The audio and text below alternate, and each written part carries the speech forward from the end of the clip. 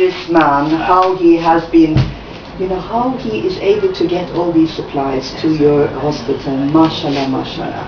And we have one big donor in the United Kingdom, and she has been supplying this hospital with a lot of insulin. And we just, you see, because people are getting a bit curious why people in the Gambia need so much insulin.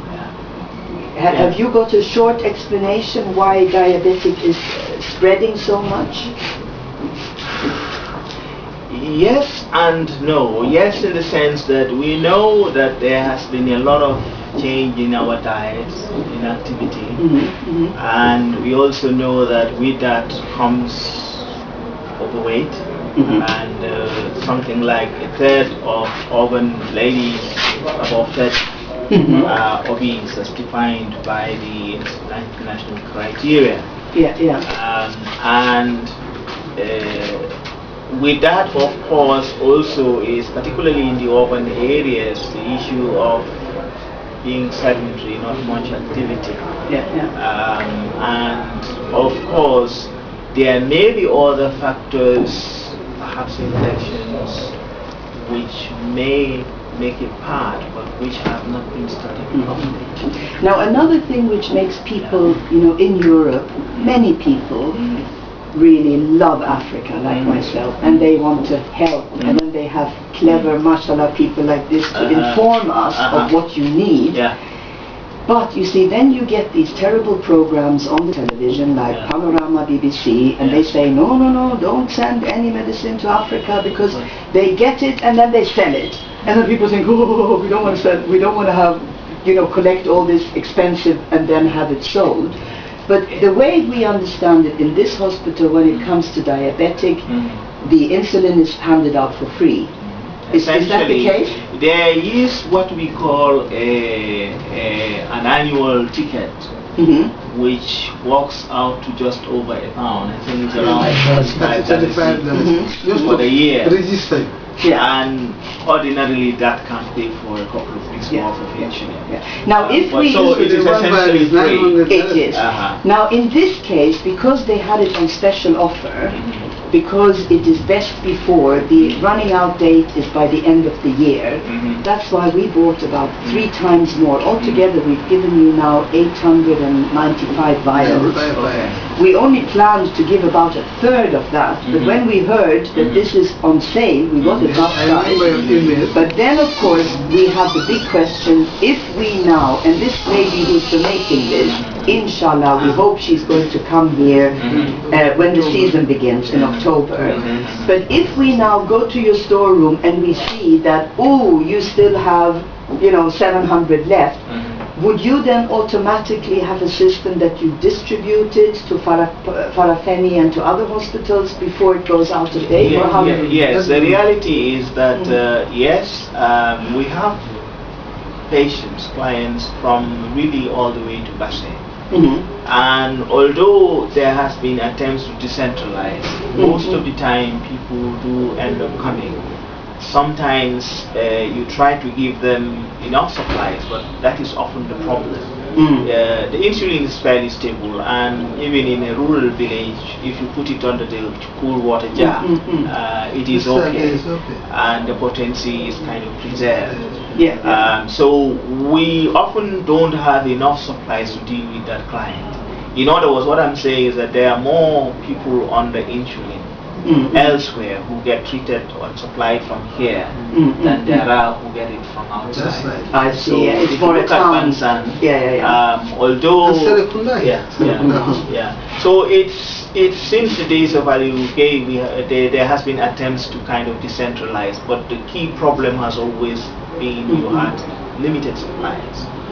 And that meant that even for the whole month supply, you kind of, the pharmacy did things with it. You wrote for a month, they gave 3 weeks, and invariably it meant that the last 1 or 2 weeks the patient was kind of economically using what they have, and they invariably come back to clinic with a sugar higher than we would expect.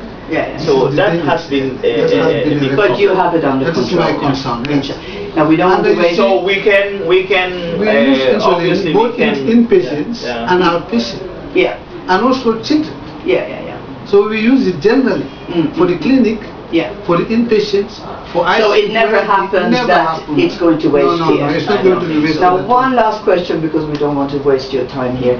I've heard from other people who are donating medicines and things like that, that you agree to that it's a kind of exchange, that if we now have people, because we have many projects all around the country, if we now have people who urgently need treatment, is it possible to have somewhat of an agreement with you, even just verbally now, that if we send them to you, you would treat them free of charge? I see no reason why we shouldn't go down that route, because as the insulin, you all know. Exactly. If we do it through Mr. Ngom, yes. I think it is even better to try and kind of, if you need, formalize that in the sense that there are, I mean, of course, the key people are the revenue collectors. Even this morning, I was at pains because somebody had a relatively minor accident from the British High Commission, and they're used to billing.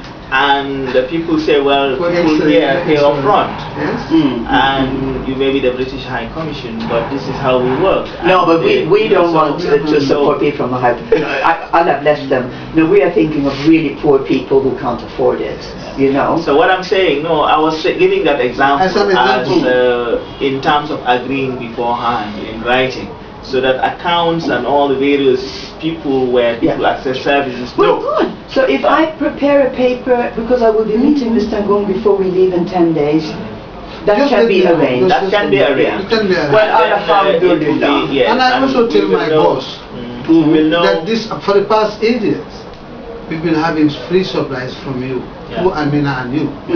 Is there somebody thinking about that? Because these are very important things. So what would be very nice, because this lady, we don't want to mention her now, because you know with Sadaqah you should have it on. But the lady is going to come, inshallah. She was intending to come now, but because the season is out, so you don't only have flights once a week.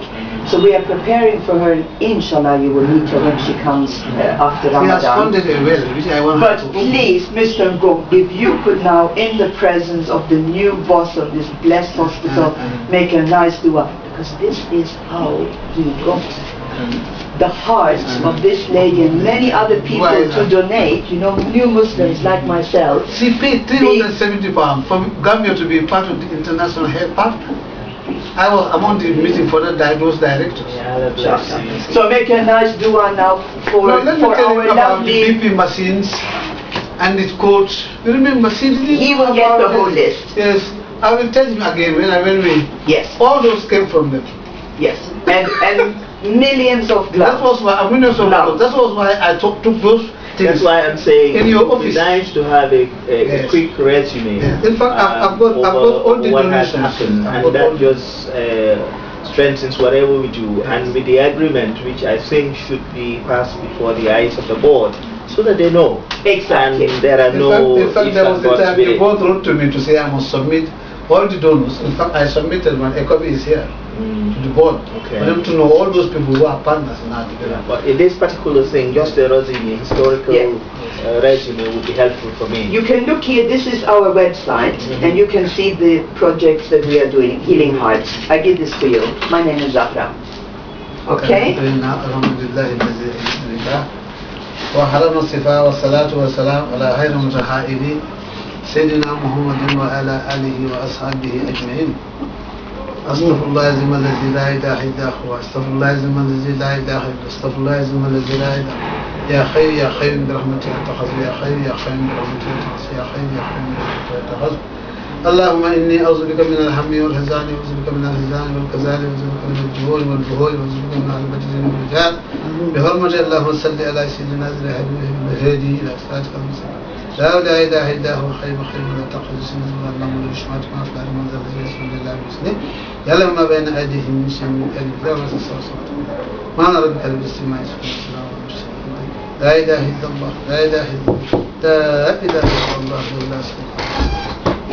Many other coincidence, you are just